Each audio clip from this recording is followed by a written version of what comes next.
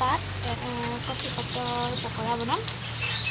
এয়া বৰষুণ পৰি আছে কিন্তু কচু পাতবিলাকে ওপৰতে দিলোঁ লৈ আছোঁ। এয়া বৰষুণ পৰি আছে দেই।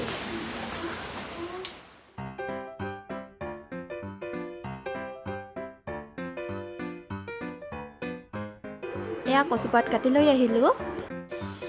কচুপাতবোৰ পৰিষ্কাৰ কৰি ধুই লৈছোঁ।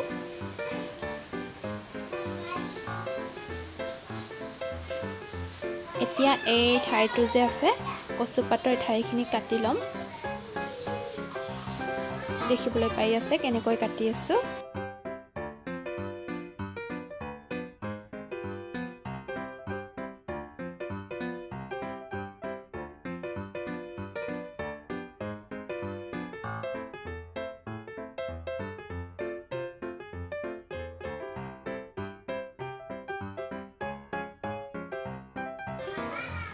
ইয়াতে লৈছোঁ বেচন 1 কাপ আৰু লাগিব চাউলৰ গুড়ি। ইয়াতে লৈছোঁ 2 চামুচ চাউলৰ গুড়ি। গুটিখিনি এতিয়া মিশ্ৰণ কৰি ল'ম বেচন আৰু চাউলৰ গুড়ি। এতিয়া মই ইয়াতে লৈছোঁ নিমখ, ইয়াত জালুকৰ গুড়ি 1 চামুচ আৰু আমি লৈছোঁ হালধি আৰু নহৰু 3 কোহা ইয়াতে পেষ্ট কৰি লৈছোঁ।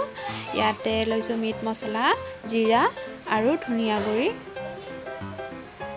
গুটিখিনি এতিয়া মিশ্ৰণখিনি মই ইয়াতে একেলগে কৰিম। বেচনত দি লৈছোঁ। গুটিখিনি এতিয়া ভালকৈ মিশ্ৰণ কৰি ল'ম। এতিয়া লাগিব পানী। এতিয়া অলপ অলপকৈ পানী দি এনেকৈ ঘুলি ল'ব লাগিব।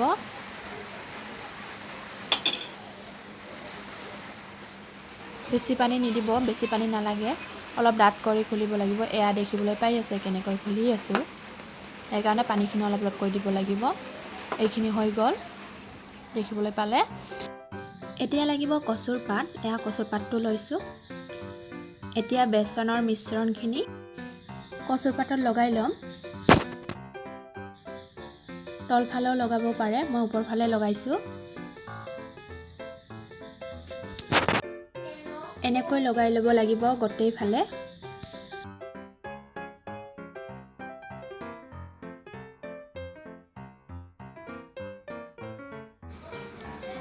এটা হৈ গ'ল আৰু এটা ল'লোঁ আৰু এটাৰ ওপৰত এনেকৈ লগাই ল'লোঁ। এনেকৈ গোটেইখিনি লগাই ল'লোঁ।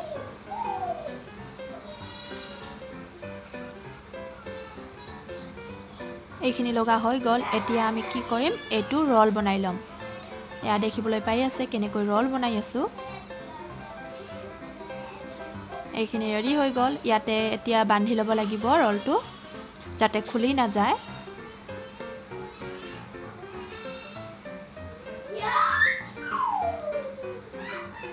এয়া বান্ধা হৈ গ'ল। এতিয়া কেৰাহী এটাত পানী গৰম দিছোঁ।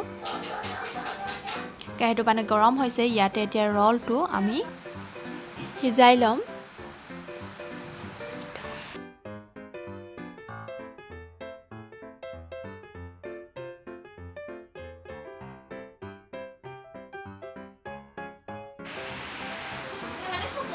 এতিয়া উলটাই দিছোঁ। যিহেতু এফালে হৈছে এফালে আৰু উলটাই দিলোঁ। আমাৰ কচুখিনি প্ৰায় ধুনীয়াকৈ সিজি গৈছে। এতিয়া এইখিনি নমাই ল'ম। এয়া পানীখিনি নিগৰাই লৈ নমাই ল'ব লাগিব। এতিয়া বান্ধটো খুলি ল'লোঁ। কটাৰী এটা লৈছোঁ। কটাৰীৰে ৰ'লবিলাক কাটি ল'ব লাগিব। এয়া দেখিবলৈ পাই আছে মই কেনেকৈ ৰ'লবিলাক কাটি আছোঁ।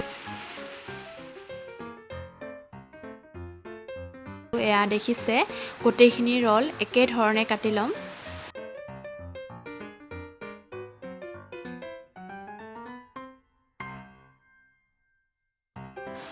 দেখিবলৈও খুব ধুনীয়া হয়, খাবলৈও খুব টেষ্টি। এতিয়া আমাৰ ৰ'লখিনি কটা ৰেডি হৈ গ'ল। এতিয়া কেৰাহীটো গৰম দি ইয়াতে দিছোঁ ৰিফাইন অইল। এয়া ৰিফাইন অইল দিলোঁ। কেৰাহীটো গৰম হৈছে। এতিয়া কাটি থোৱা ৰলবিলাক ভাজি ল'ম।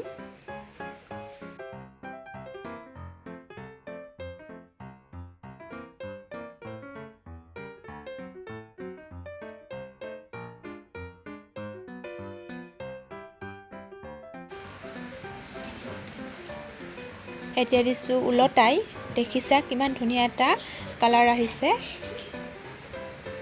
দেখিবলৈ কিমান ধুনীয়া হয়।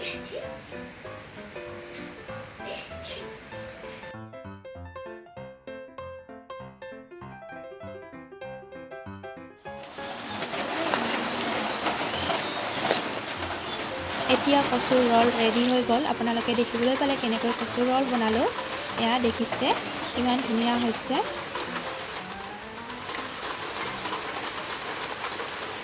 বহুত টেষ্টি হৈছে খাবলৈও, মচমচীয়া।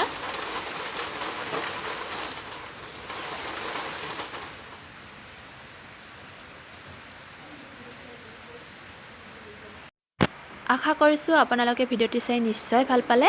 আপোনালোকে ভিডিঅ'টি চাই যদি ভাল পালে লাইক কৰিব, শ্বেয়াৰ কৰিব, কমেণ্ট কৰিব আৰু যদি প্ৰথমবাৰলৈকে মোৰ চেনেলত আহিছে তেনেহ'লে ছাবস্ক্ৰাইব কৰিব আৰু কাষতে থকা বেল আইকনটো প্ৰেছ কৰি দিব।